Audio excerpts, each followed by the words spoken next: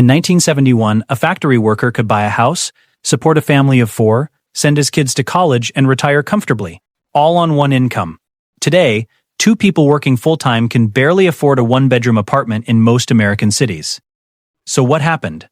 Something was taken from you. And most people have no idea when it happened, or who did it. Let's go back to 1950.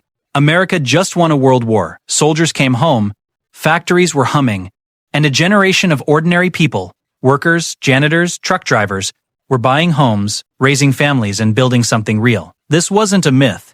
This was documented, measurable reality.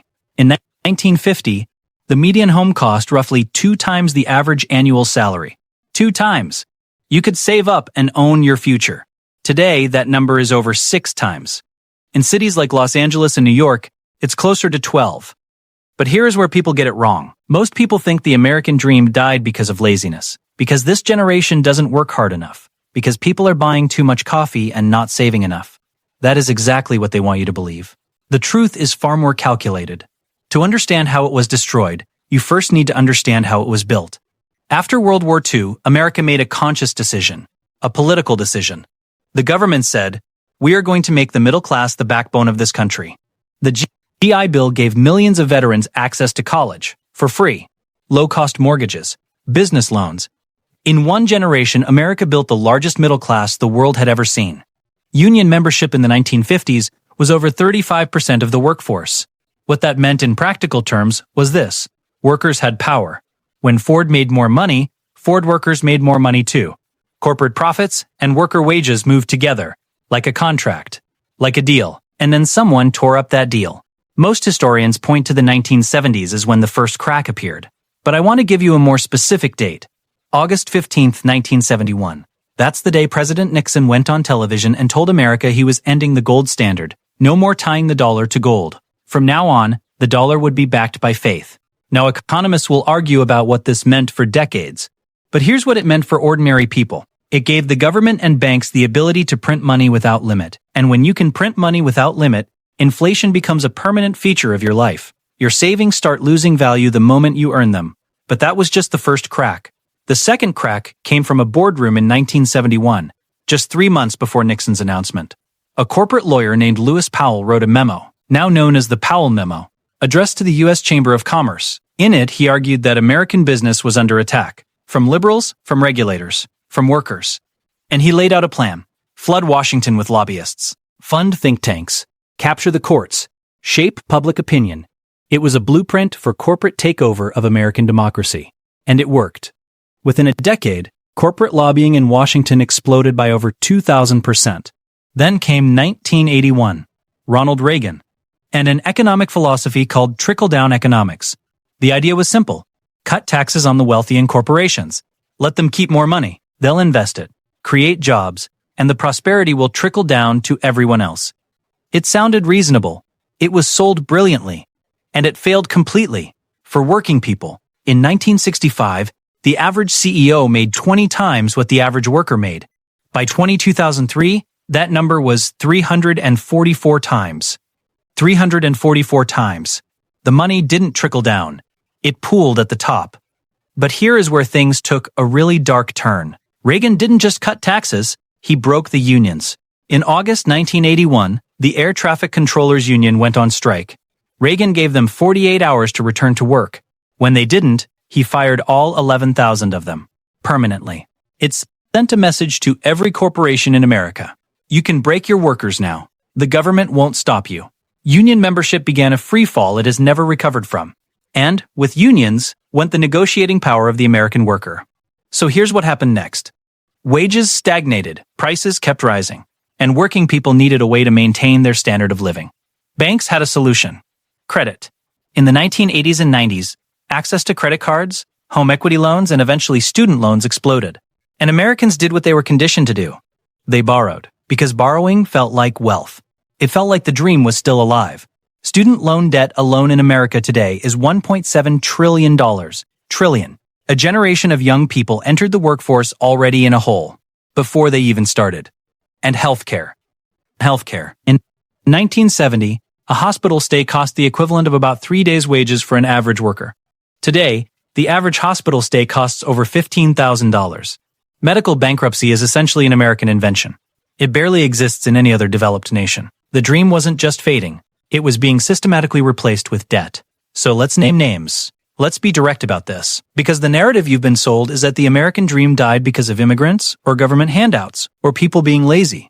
And those narratives exist precisely to make sure you never look in the right direction. Here's who actually killed it. Number 1. The financial industry. The 2008 financial crisis didn't happen by accident. Banks packaged worthless mortgages into complex financial products, got them rated as safe by agencies they were paying, sold them to the world, and when it collapsed, the government bailed them out. Not the homeowners. The banks. 9 million Americans lost their homes. Not one senior Wall Street executive went to prison. Not one. Number 2. Corporations that chose shareholders over workers. This is a philosophical shift that happened in the 1970s and 80s. The idea, pushed by economist Milton Friedman, that the only responsibility of a corporation is to maximize profit for shareholders. Before that, companies thought about workers, communities, and customers too. After that, the only number that mattered was the stock price. Companies today spend trillions on stock buybacks, literally just inflating their own stock price to make executives and shareholders rich, while telling workers there's no money for raises. Number 3, politicians who were bought. Both parties. Let's be honest. After Citizens United in 2010, a Supreme Court ruling that said corporations can spend unlimited money on political campaigns, the American political system became officially, legally, a pay-to-play system. The people who can write the biggest checks get the policies they want, and the people writing the biggest checks are not factory workers in Ohio. Number 4. A media that kept you distracted. While all of this was happening, the cultural conversation was kept focused on culture wars, on celebrities, on sports, on outrage, not on the fact that in 1980, the top 1% owned about 25% of America's wealth. Today, they own over 38%. That didn't happen by accident. It happened while everyone was looking elsewhere. Here's the thing they didn't calculate. You can suppress information, you can rig a system, but you cannot permanently suppress the awareness of people who are living the consequences. An entire generation has grown up in the wreckage of the dream. And unlike their parents, they're not confused about why. They've done the math. Student debt, housing costs, wage stagnation, healthcare. They didn't fail the system failed them, and the response to that realization matters enormously. Because there are 2 directions you can go when you understand this. You can collapse into cynicism, check out, decide nothing matters, and nothing can change. Or you can get educated, get strategic, understand the system well enough to navigate it, and to change it. I believe in the second option. That's why this channel exists. Let me leave you with something I think about a lot. The American dream was never really about money. At its core, it was about a promise. The promise that if you worked hard, played by the rules, the system would give you a fair shot. That promise has been broken. But here's what I want you to sit with. Broken promises can be renegotiated. Systems can be redesigned. History is full of moments where ordinary people looked at a rigged game and decided to change the rules. The labor movement of the early 1900s was called radical, dangerous, un-American. And then it gave us the 40-hour workweek, child labor laws, and the weekend you're enjoying right now. Every right you currently take for granted was once considered impossible. So the question isn't whether the dream can be rebuilt. The question is, who's going to rebuild it? And are you educated enough to be part of that? Here's why I'm asking you to subscribe to this channel. And I'm going to be specific about it. This channel isn't about outrage. There are plenty of channels for that. This is a community of people who want to actually understand how economic systems work, how power moves, how wealth concentrates, and what happens historically when it gets too concentrated. Because that knowledge, that specific, historically grounded understanding, is the only thing that ever actually changes anything. The people who designed this system are counting on you not understanding it. That's not a conspiracy theory. That's just rational behavior by people who benefit from the status quo. Every time you understand one more piece of this puzzle, you become slightly harder to manipulate, slightly harder to distract, slightly more dangerous to the people who'd rather you stay confused. That's the community we're building here. If that's something you want to be part of, subscribe, turn on notifications, because the next video in this series goes even deeper.